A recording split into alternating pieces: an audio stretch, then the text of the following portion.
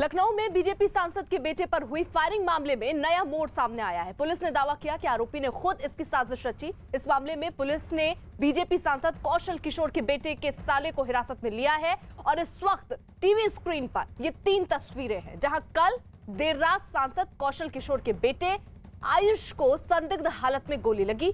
हालांकि उसकी हालत खतरे से बाहर है। वहीं इस मामले में आरोपी साले को पुलिस ने पकड़ लिया है, जबकि बीजेपी सांसद ने इस मामले में एफआईआर दर्ज कराने से इनकार कर दिया है।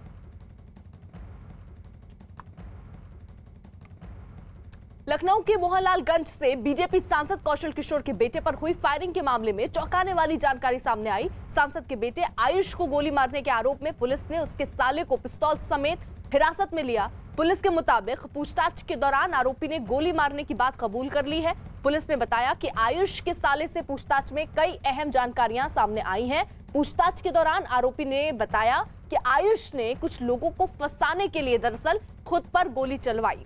आयुष ने कुछ दिन पहले ही प्रेम विवाह किया था और परिवार से अलग रहता था। इसे चंदन गुप्ता हो गए और मनीष जायसवाल और प्रदीप कुमार सिंह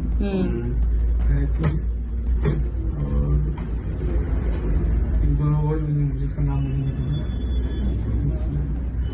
कभी जेल गया तुम? कभी ये कारण तुमने खुद गोली मारी उनको? हाँ?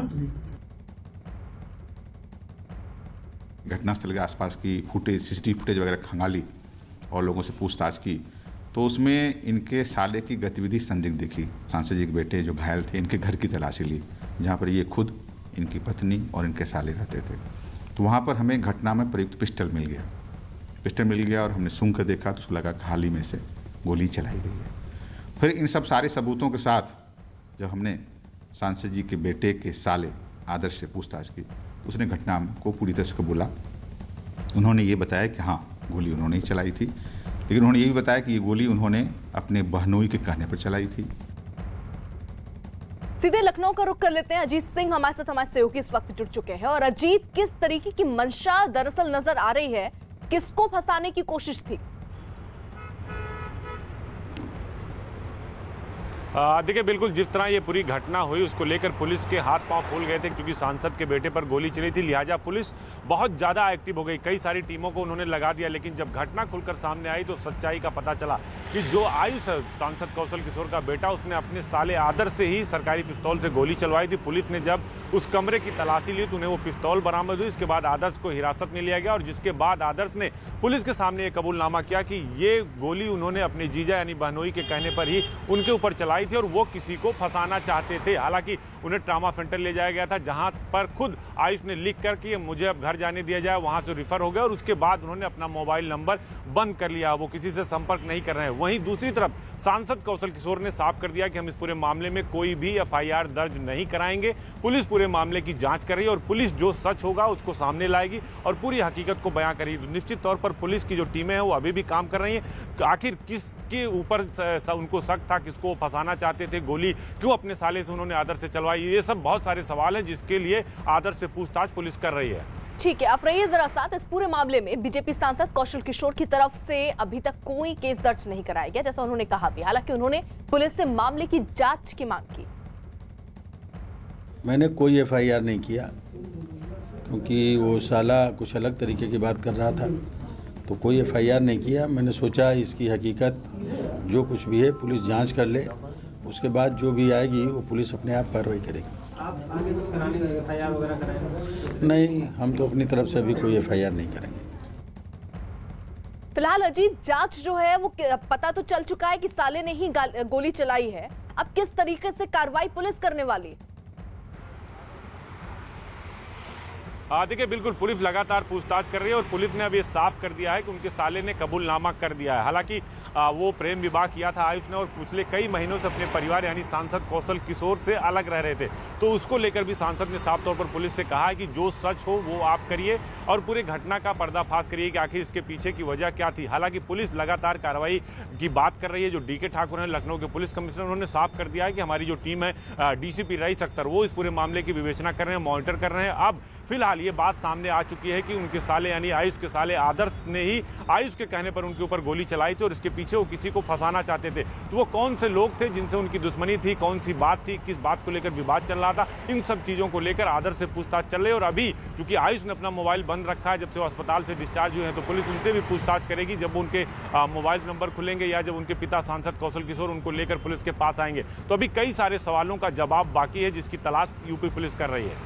बिल्कुल आप रहिए साथ। वहीं लखनऊ में बीजेपी सांसद के बेटे पर हुई फायरिंग मामले में एक नया मोड़ भी सामने आया है। पुलिस ने दावा किया कि आरोपी ने खुद इसकी साजिश रची। इस मामले में पुलिस ने बीजेपी सांसद कौशल किशोर के बेटे के साले को हिरासत में लिया है और कल देर रात सांसद कौशल किशोर के बेटे आयुष को संदिग्ध हालत में गोली लगी। हालांकि उसकी हालत खतरे से बाहर है। वहीं इस मामले में आरोपी साले को पुलिस ने पकड़ लिया है, जबकि बीजेपी सांसद ने इस मामले में एफआईआर दर्ज करने से इनकार करवाया है। इसे चंदन गुप्ता हो गए और मनीष जायसवाल और प्रदीप कुमार सिंह और इन दोनों और जिसका नाम नहीं है। कभी जेल गए हो तुम? सभी ये कांड तुमने खुद गोली मारी उनको? हाँ? अजीत देखिए, बकायदा ये वीडियो सामने आया जिसमें वो अपने गुनाह को कबूल कर रहा है। कुछ और नामों का जिक्र भी वो कर रहा है। वो कौन से नाम है, वो कैसे जुड़े हैं इस केस से?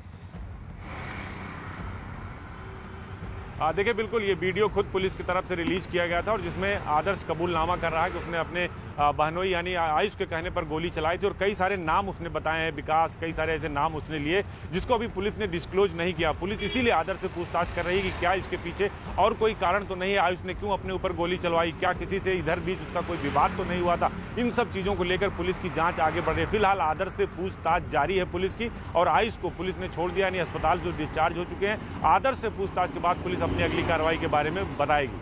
अर्पिता।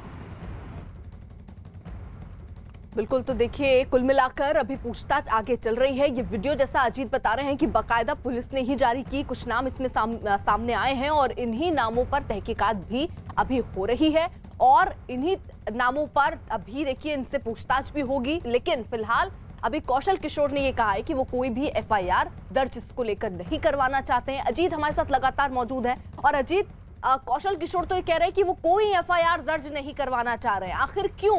अगर कोई साजिश रची जा रही थी और उनको कुछ डर है या शक है तो ऐसे में एफआईआर तो करानी चाहिए थी।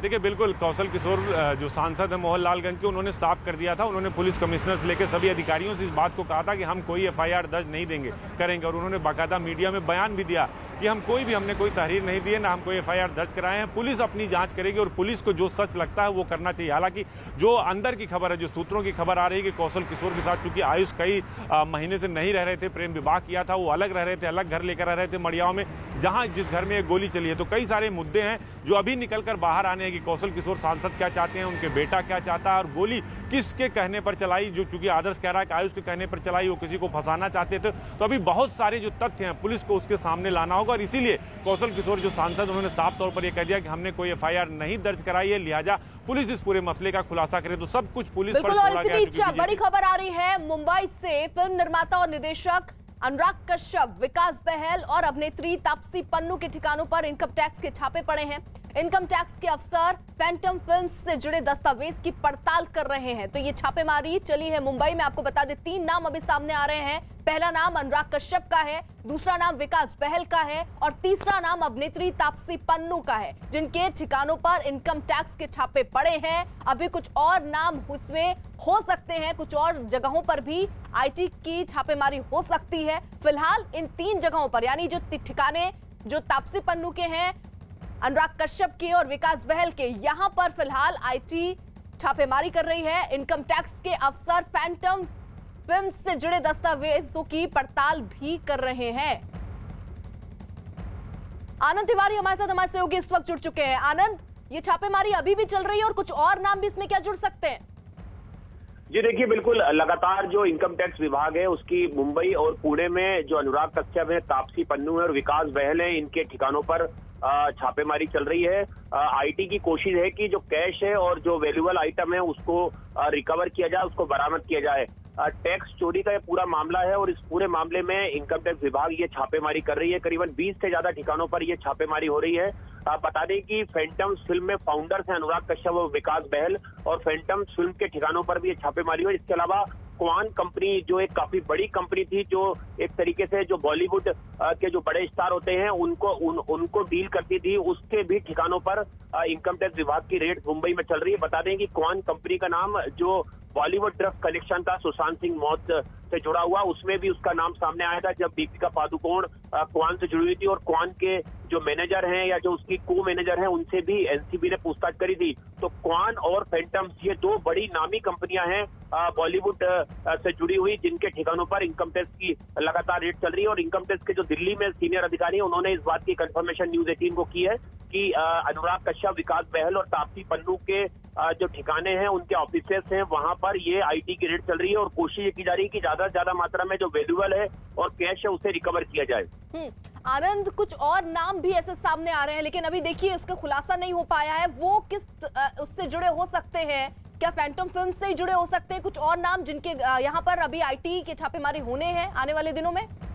जी देखिए, फैंटम फिल्म में काफी बड़ी एक नामी कंपनी है, कई उस बड़े स्टार्स को डील करती है और उस अनुराग कश्यप उसके एक तरीके से फाउंडर थे। तो एक बड़ी कंपनी है, अगर उस पर इनकम टैक्स की रेड होती है तो जाहिर तौर पर कर चोरी का मामला, किस तरह से इन्होंने जो टैक्स की चोरी करी है और कहीं ना कहीं एजेंसी से बचने की कोशिश की है, उस तमाम मामलों को लेकर इनकम टैक्स के पास एक अपनी गोपनीय रिपोर्ट थी और उसके आधार पर इनकम टैक्स ने ये जो छापेमारी है वो आज की है। इसके अलावा तापसी पन्नू जो उभरती हुई फिल्म अभिनेत्री है, काफी हिट फिल्म दे चुकी हैं, उनके भी ऑफिसेस और उनके भी जो घर है वहां पर इनकम टैक्स विभाग ये रेड कर रही है। और दिल्ली में जो इनकम टैक्स सीबीडीटी के जो सीनियर अधिकारी उन्होंने इस बात की कंफर्मेशन न्यूज 18 को की है कि ये रेड अभी भी चल रही है। और बिल्कुल जिस तरीके से आनंद जानकारी दे रहे हैं, 20 ऐसे ठिकाने हैं जहां पर इस वक्त इनकम टैक्स की छापेमारी चल रही है और दस्तावेज दरअसल इकट्ठा करने की कोशिश इनकम टैक्स की है। ये 3 नाम अभी सामने आए, बड़े नाम है, अनुराग कश्यप, तापसी पन्नू और विकास बहल। फिलहाल इनके जो ऑफिस हैं वहां पर टीम पहुंची है और जो दस्तावेज हैं उनको खंगाले जा रहे हैं